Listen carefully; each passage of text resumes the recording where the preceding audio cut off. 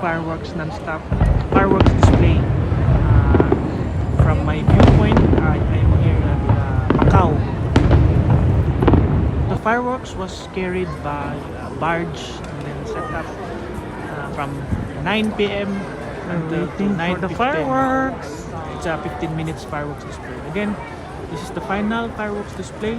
I see some photographers here, videographers waiting for the perfect spot to shot some of the locals here. Well, as well as it's raining, so if you want to know more about Macau, life, culture, food here, you may follow this page, YouTube channel. Thank you, peace, bye bye.